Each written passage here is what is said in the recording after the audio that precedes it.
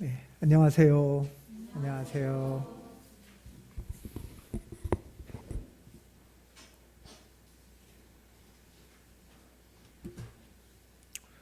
내가 너에게 무엇을 하여 주기를 바라느냐?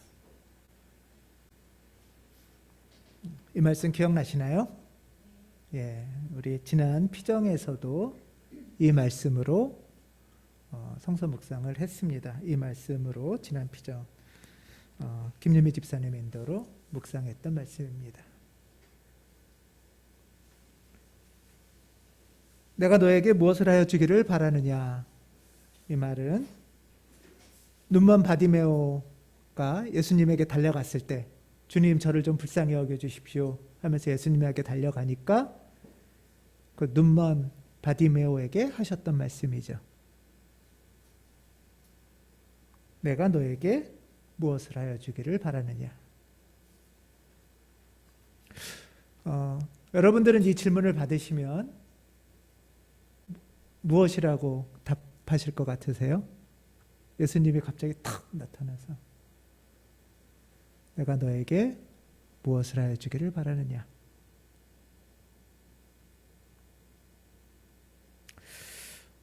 우리도 바디메오처럼 겉으로 드러나게 막 뛰어다니고 소리치고 하진 않더라도 뭔가 하루하루 살면서 목마름도 있고 배고픔도 있고 아픔도 있고 그게 물리적이거나 신체적인 상태일 수도 있고 심리적인 상태일 수도 있죠. 뭔가 두려울 수도 있고 공허할 수도 있고 불안해서 그런 영적 상태에서 우리는 사실 겉으로 드러내지 않더라도 주님, 사실 이 주님 이 속에 많은 게 포함되어 있죠. 그런 목마름이 있는 거예요. 이런 목마름이 있고 우리가 주님의 도움을 청하는데 그런데 막상 주님이 탁 나타나서 여러분들 앞에 탁 나타나서 내가 너에게 그래 무엇을 하여 주기를 바라느냐 라고 하면 여러분들은 뭐라고 답하실까? 왜냐하면 우리 이제 질문을 받잖아요. 그러면은 이거를 해주세요 하고서 혼자 또 생각해 보잖아요. 아, 이거보다 좀 더 근원적인 거를 또 해주세요 하다가 또 그거 밑에 있는 더 또 것을 찾다가 하잖아요. 사실 그렇게 찾는 과정이 기도입니다.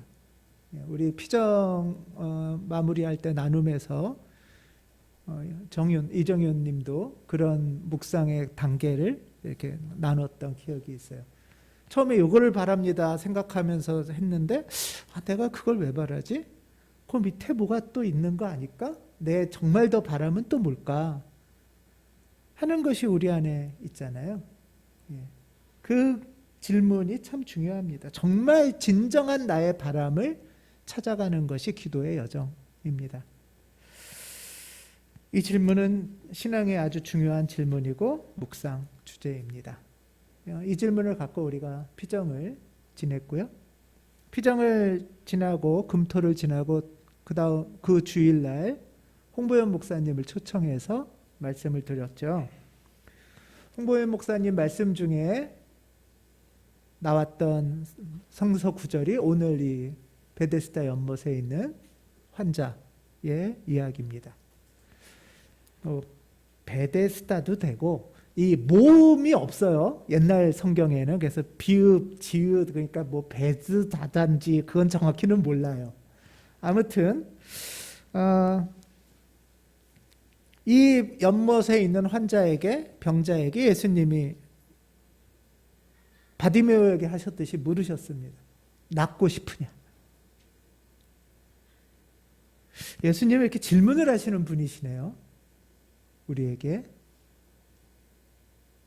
이 병자는 38년 된 병자라고 합니다. 이 이야기는 아주 유명한 이야기죠. 다리가 불편하거나 중풍병이거나 할 가능성이 큰가 봐요. 누워서 지내고 움직이기가 어려운 환자예요. 예수님을 만나기 전부터 아주 오랜 세월을 병에 걸린 지는 38년 됐다고 하고 그 이후에 연못으로 왔어도 오랜 세월을 거기서 누워서 지냈다고 합니다.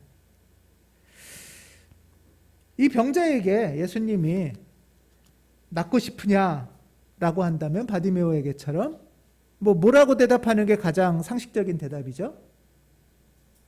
예, 주님 낫고 싶어요. 고쳐주세요. 이 연못 좀 떠나게 일어나게 해주세요. 이게 너무나 단순하고 자명한 질문이에요. 사실 너무 단순해서 뭐 그렇게 물어보실까? 꼭 대답을 해야 아실까? 할 만큼 너무 쉬운 질문이잖아요. 병자한테 낫고 싶으냐?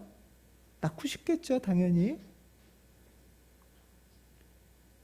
그런데 너무 황당할 만큼 쉬운 질문을 이 38년 된 병자한테 했는데 이 병자는 뭐라고 대답했어요?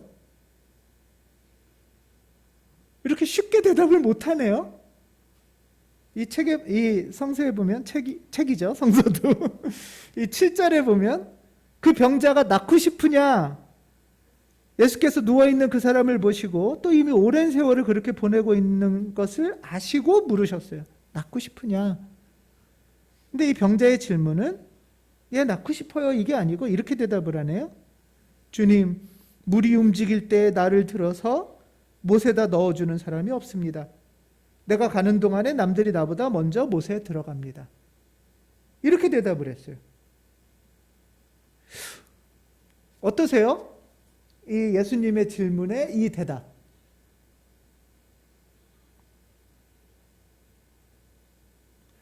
제가 볼 땐 조금 엉뚱한 대답 같아요. 그렇지 않나요?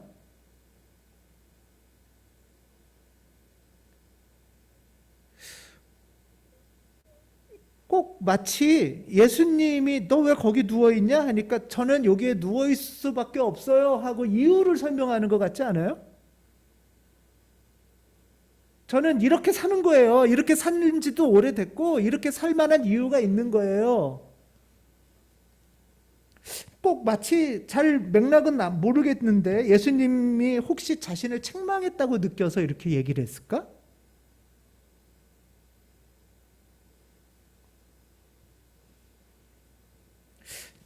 엉뚱하기도 하고 어떻게 보면 좀 답답하기도 한 대답 같아요. 낳고 싶으냐 하는데 왜 이런 대답을 했을까? 참 답답하다 이런 생각도 드는데 한편으로는 혹시 우리도 하나님하고 이런 식으로 대화하고 있는 건 아닐까? 이런 생각이 좀 들었어요.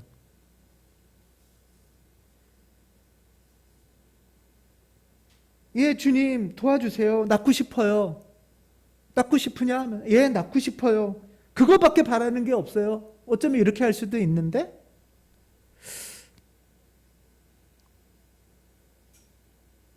뭔가 좀 다른 이야기를 하고 어쩌면 야단 맞는 것 같아서 그런지 다른 변명을 대기도 하고 또는 조금 적당히 하나님한테도 체면을 좀 차리는지 다른 이야기를 하는 듯한 어떤 모습을 이 환자에게서 보게 돼요.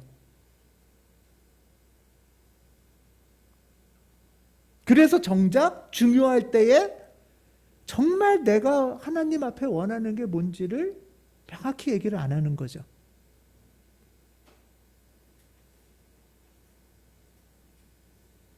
아니 어쩌면 이 사람이 아는데 명확한 얘기를 안 한 게 아니라 이제는 자기도 내가 왜 여기 있는지 내가 뭘 원하는지 몰라서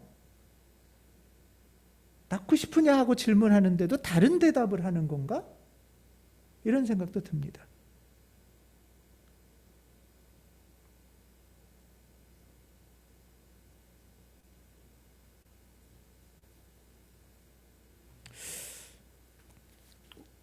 그리고 한 번 또 더 생각해 보면 어쩌면 이 말 속에 정말 이 사람이 원하는 게 뭘까? 이런 길을 한번 궁금해서 한번 생각해 보게 돼요. 주님, 물이 움직일 때 나를 들어서 못에다 넣어주는 사람이 없습니다. 내가 가는 동안에 남들이 나보다 먼저 못에 들어갑니다. 이 대답에는 이 환자는 그럼 뭘 원하는 거예요? 예를 들면 어쩌면 주님 저한테 사람 몇 좀 붙여주세요. 이걸 원하는 걸까요? 어쩌면 그걸 원하는 걸지도 몰라요. 어쩌면 이 병자는 낫는 것보다 더 여기 누워 있어도 되니까 옆에 사람 좀 붙여주세요. 이걸 바라는 걸까 하는 생각도 드는 거예요. 어떻게 이런 대답이 있을까 하지만 사실은 수십 년에 걸친 이 연못주의의 삶이 이 병자를 이렇게 만들었을 수도 있어요. 베데스다 연못을 한번 생각해 볼게요. 주랑이라는 게 이제 큰 기둥들이 쫙 있는 거예요. 뭐 사각형일 수도 있고요, 직사각형. 이제 주랑이 있고 그 복도형의 환자들이 많이 있나 봐요. 이 연못에는 아주 전설이 있어요. 이 물이 이렇게 확 돌아갈 때, 천사가 와서 확 돌릴 때 맨 먼저 물속에 들어가는 사람은 모든 병이든 무슨 병이든 다 낫는다. 그런 소문이 이제 쫙 퍼지는 거죠, 동네에. 그러니까 아픈 사람들이 이런저런 술을 쓰고 약을 먹고 치료해도 안 나면 이제 이 연못 주변에 있겠죠. 이렇게 저렇게 하다가 안 되니까. 그래서 이 베데스다 연못 주변에는 환자들이 엄청 많이 몰렸었던 것 같아요. 그래서 기다리고 있는 거예요. 기다리고 있으면서 이제 천사가 물을 휘저어서 물이 움직일 때를 기다리고 있겠죠? 이 사람들이 이제 물만 바라보고 있어요. 그러다가 물이 움직일 때, 근데 물이 움직일 때 맨 먼저 들어가는 사람이 이제 낫는데요. 그게 이제 이 연못의 스토리인데요. 근데 이 연못의 이 전설, 이 치료의 전설은 사실은 굉장히 황당하기도 하고 역설적이기도 해요. 연못 주변에 아픈 사람들이 쭉 많잖아요. 그러면서 이제 막 물을 보다가 물이 휘주어 쳐요. 그러면은 그 많은 환자들 중에서 누가 가장 먼저 물에 들어갈 수 있을까요? 그렇죠. 가장 건강한 사람이 먼저 들어가는 거예요. 너무 웃기지 않아요? 치료의 연못인데 건강한 사람만 치료받을 수 있는 연못이에요. 한 무좀 정도 있으면 괜찮겠죠? 무좀. 치질이면 약간 아주 가벼운 치질? 뭐 이런 거? 엄청나게 실제 진짜 인생에서 고통받고 아프고 심각하게 긴 세월을 고통받는 병자들에게는 무용지물의 연못이에요. 어떻게 보면. 건강한 사람이 먼저 치료되는 곳. 이거 너무 웃기잖아요. 건강한 사람을 위해서, 그리고는 이 사람은 가장 조금 아픈 사람이 물속에 들어갔다가 나와서는 유유히 더 건강해서 그 사람은 떠나갈 겁니다. 그러면 그 연못 주변에 남은 사람들의 마음은 어떨까요? 참 허탈할 것 같아요. 내가 낫자고 여기 왔는데 이렇게 누워있는데 내가 날 수 있을까? 나는 물이 움직이면 들어갈 수 있을까? 그렇게 해서 진짜 건강한 사람들은 떠나고 나면 아픈 사람들이 남는데 그 아픈 사람 중에서 자기 몸을 움직이기 힘든 사람들이 주로 남겠죠? 그러면 그 다음에는 누워서 있는 환자들이나 병자들 중에 자기를 들어서 물에 넣어줄 만한 사람들이 옆에 있는 사람들도 좀 있나 봐요. 가족이 있거나. 그래야 누군가 들어서 넣어줄 거 아니에요. 가족 없는 사람은 혼자서 연못에서 이나마 쭈그리고 앉아있고, 가족 있는 사람들은 그나마 좀 봤다가 들어서 넣어주려고 하겠죠. 이 가족이 있다는 건 뭐냐 하면 그 사람들이 대기하고 있으니까 한 대여섯 명 이상이 먹고 살 음식을 누군가가 대주겠네요. 좀 부유하고 먹고 살만 해야 그나마 병을 날 수가 있다는 얘기예요. 뭐 물론 더 부자는 옆에 종들을 거느리고 있을 수도 있어요. 어차피 건강한 사람이 떠나가고 나면은 그 다음에 가능성이 있는 사람은 부자들이에요. 가족이 있거나 종들이 있거나. 이두저도 없는 사람의 연못. 그래서 나는 이 자리에 누워 있지만 참, 뭘 바라고 누워 있을까 싶기도 하고, 그런 가족이나 종들이 많은 사람들 보면 부럽기도 하고 질투도 나고 원망도 되고, 아 주님 할 때 하나님이 딱 와서 너 뭘 원하니? 하면 뭐라고 대답할 것 같아요? 가족 좀 거느리고 종들 좀 거느리게 해주세요. 안 나도 좋아요. 어떻게 보면 이게 제일 부러웠어요. 안 나도 좋으니까 이 연못에서 계속 살아도 되니까 남들 앞에서 좀 거들먹거리게나 좀 해주세요. 이런 답일지도 몰라요.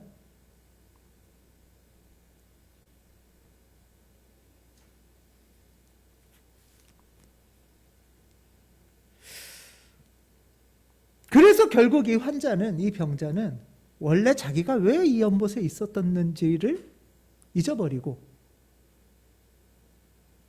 속상함과 부러움과 허탈함과 시기 질투 가운데 주님, 사람들 거느리고 연못에 있게 해주세요. 이런 기도를 하기 시작을 하는 거죠.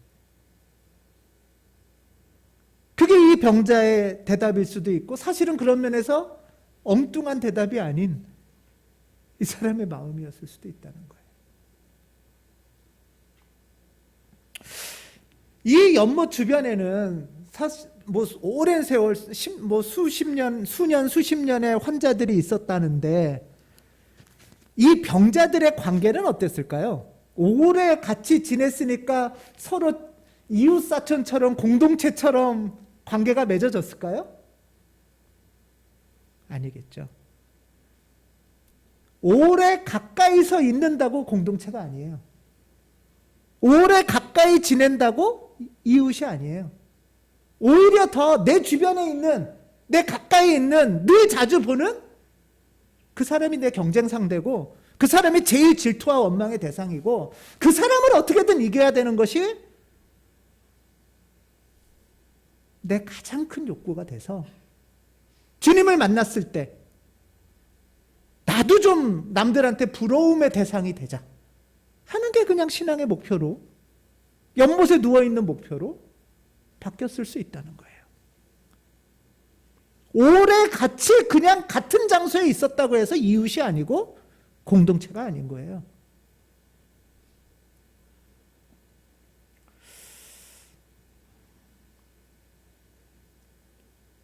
이 베데스다 연못을 보고 누군가는 우리 현대 사회, 자본주의 사회 같다, 이런 말도 해요. 늘 옆에 자주 보는, 직장에서 자주 보는 사람이지만 동료가 아니잖아요.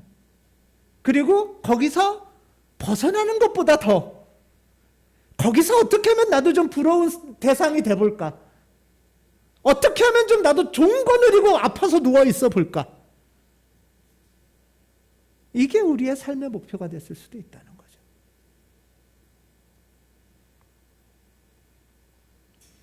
그렇게 누워있는 의리에게 예수께서는 말씀하시는 거예요. 네가 낫고 싶으냐? 홍보연 목사님은 이 표현을 아주 한마디로 간단하게만 했었는데, 이 환자한테 의존 욕구가 있다, 이렇게 얘기를 했어요. 병이 낫고 자유롭게 해방되는 게 아니라 이 부러움과 원망과 질투에 종거느린 저 사람이 해로부터 벗어나는 게 아니라, 사실은 나도 종을 더 많이 거들어서 저 사람으로부터 부러움을 받는 사람이 돼야지 하면서 이 사람한테 나는 의존해 있는 거예요. 사실은 미운 사람, 경쟁 상태한테 의존해 있다는 거예요, 우리는. 그리고 또 하나는 그 연못에 의존해 있는 거예요. 그 장소에 구속되어 있는 거예요. 아마 이 환자는 연못의 주랑이 이미 익숙한 공간이 됐을 거예요. 그 장소에도 의존이 되어 있는 거죠.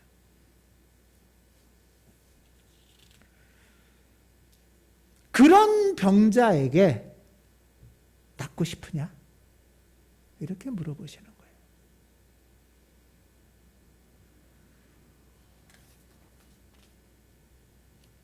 주님은 우리에게도 내가 너에게 무엇을 해주길 바라느냐? 낫고 싶으냐? 이렇게 물어보시면서 다가오시는 분이세요. 주님은 우리에게 질문하시는 분이세요.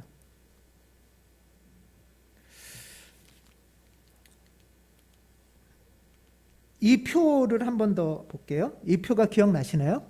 글씨가 더 많아져서 좀 복잡하네요. 이 왼쪽, 이게 X축인가요? 아무튼, 예? 이게 Y축인가요? 아, 예. 예, 선생님들이 Y축이랍니다. 예, 이 세로축은 나 중심인 거예요. 그 다음에 이 가로축은 상대, 다른 사람 중심인 거예요. 이 중에 회피형이라는 것은 보면 내 욕구도 없고 내 중심도 아니고 다른 사람 중심도 아닙니다. 회피형은 내가 원하는 거를 질문도 안 하고 내가 원하는 거를 내가 억압하는 거예요. 그렇다고 다른 사람이 원하는 게 뭔지도 관심이 없어요. 이게 회피형이에요. 그냥 동굴 속에 혼자 사는 거죠. 순응형, 거기에서 봤을 때 순응형은 뭐냐 하면 상대 중심, 나 중심을 낮추고 상대 중심에 하는 거예요. 우리 교우들에게는 제가 안 여쭤봤는데 제가 워크숍에서 요즘은 이 도표로 많이 강의를 하는 편인데 전남대에서도 이걸로 했거든요. 근데 많은 분들이 이렇게 워크숍에서 물어보면 어떤 분이 이렇게 대답하는 분이 저는 순응형입니다. 이렇게 얘기를 하시는, 생각보다 순응형이라고 생각하시는 분들이 많으시더라고요. 다 맞춰주며 산다 나는. 속이 터져 죽겠다 이러면서 예, 다 맞춰주며 산다. 나는 힘들어도 거기 다 맞춰주는데 상대가 그걸 몰라줘서 내가 힘들고 억울하다, 화난다 이런 얘기를 하세요.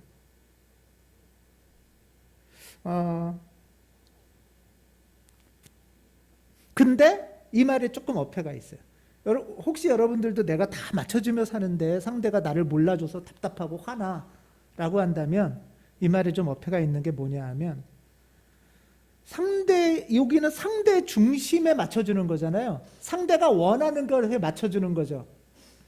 그런데 내가 상대가 원하는 거에 맞춰준다고 생각은 하지만 실제로 그 상대도 그렇게 생각하나요? 그 상대는 그렇게 생각을 안 하니까 내 마음을 몰라주는 거죠. 그냥 내가 혼자 생각하는 거예요. 나는 너한테 맞춰주는 거야. 실제로 그 사람한테 그 사람이 뭘 원하는지를 물어보지 않은 채 그냥 혼자서 생각하면 맞춰주는 거예요. 아마 이걸 좋아하겠지? 그래서 순응형인 듯 하지만 주장형인 분들이 생각보다 많아요. 내 방식으로 맞춰주는 거거든요. 그러면서 억울해해요. 알아주지도 않고 내 욕구를 정확하게 표현도 못하니까.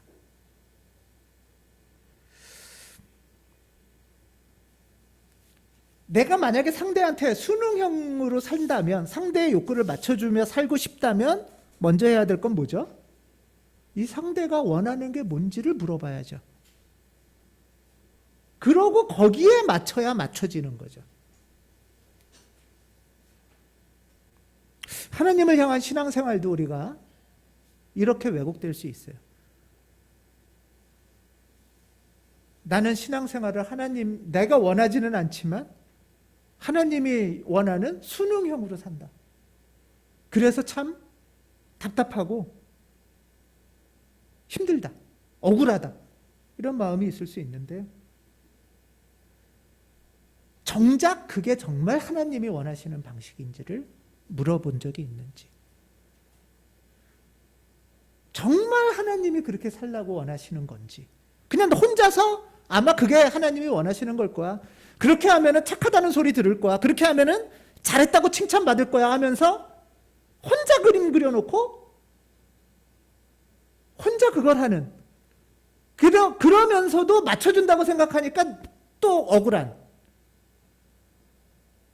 실제로는 숨어진 주장형으로, 숨겨진 주장형으로 신앙생활을 하는 경우도 많이 있습니다.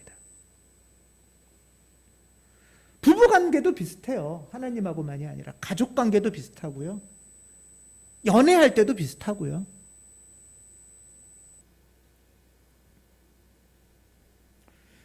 하나님은 우리에게 다가와서 물으시는 분이세요. 내가 너에게 뭘 해주기를 원하느냐? 네가 낫고 싶으냐? 회피하거나 왜곡되게 순응하거나 타협형처럼 적당히 타협하는 게 아니라 네 속에 정말 숨겨진 원함이 뭘까? 바람이 뭘까를 찾아가는 것이 내 안에 숨겨진 하나님의 뜻을 찾아가는 길입니다. 물론 그렇다고 뭐 막무가내로 막 고집 피우고 땡깡 뿌리고 그러라는 게 아니죠. 그런 면에서 나를 발견하고 나를 표현한다 라는 것을 평화적 의사소통, 비폭력 대화라고도 해요. 이게 기도예요, 여러분. 하나님한테도 옆에 사람한테도 나의 것을 전하는 거예요. 평화로운 의사소통이나 비폭력 대화는 내 거를 억누르고 그냥 부드럽게 살살 친절하게 말하자 이런 거 절대 아니에요. 나의 것을 명확하게 전달하는 거예요. 어떤 거를 전하냐? 그 중에 대표적인 게 이 세 가지입니다. 내 느낌을 전하는 거예요. 하나님, 요즘 제 느낌이 이래요. 제 마음이 이렇습니다. 만약에 예수님이 그 병자에게 다가갔다면 이 병자는 어떤 느낌일까요? 어떤 요즘 이 병자가 겪는 느낌, 마음, 기분은 어떤 걸까요? 주님, 제가 누가 질투나서 미치겠어요. 아파서, 몸이 아파서 고통스러워요. 먹을 게 없어서 걱정돼요. 이게 느낌이에요. 이게 마음이에요. 이 얘기를 하는 거죠, 하나님께. 사랑하는 사람에게도 이 마음을 얘기하는 거예요. 그러고 주님, 제가 오랜 세월 이렇게 살다 보니까 수치스럽고 부끄러워요. 제 수치를 좀 씻어주세요. 내 바람은 뭐예요, 그러면? 이 고통에서 좀 벗어나게 해주시고 이 부끄러움을 좀 씻어주시고 남한테 좀 존중받는 삶을 살고 싶어요, 저는. 이런 게 우리의 바람인 거예요. 이 느낌을 찾아 들어가면 그 밑에 그 느낌을 주는 바람이 있는 거예요. 원함이 있는 거예요. 왜 낫고 싶어요? 낫고 싶은 이유는 여러 가지가 있겠지만 주님, 고통에서부터 잘 해방되고 싶어요. 내 몸이 좀 자유롭게 움직이고 싶어요. 남들이 저렇게 손가락질하고 부끄럽게 보는 인생 살고 싶지 않아요. 하는 바람이 있잖아요. 그 바람 속에서 요청하는 거죠. 주님께 고쳐주세요. 낫고 싶어요. 여기서 일어나고 싶어요. 이게 우리의 간절한 진심 어린 기도라는 겁니다. 주님은 이 병자한테 그렇게 다가가신 거예요. 주님은 바디모에게 내가 너에게 뭐 해주기를 원하냐? 뭐를 바라냐? 할 때 내 마음이 이런데 주님, 바람을 얘기하고 이렇게 좀 해주세요. 겸손하면서도 분명하게 정말 내가 원하는 게 뭔지 요청하는 거죠. 사랑하는 사람들에게도 마찬가지입니다. 가족에게도 그냥 내가 추측해서 저 사람이 이거 원하겠지 해서 해주는 거 말고 정말 원하는 게 뭔지도 물어보고 내가 뭐를 해주면 좋을지도 물어보고 또 내가 원하는 게 있으면 어떤 느낌과 바람이 있으니까 뭐를 해달라고 요청하는 이런 관계들이 기도기도 하고 성령 안에서 우리의 소통이기도 합니다.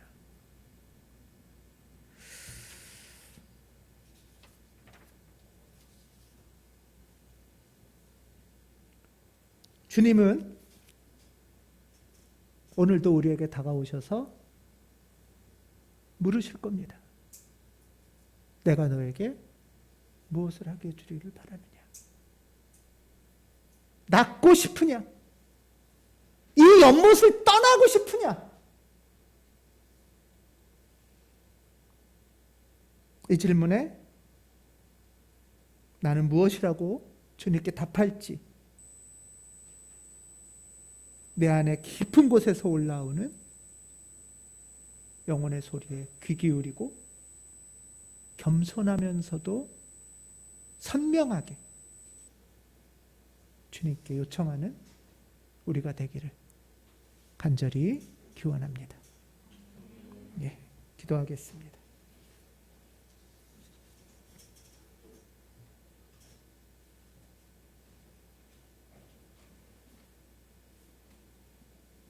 주님,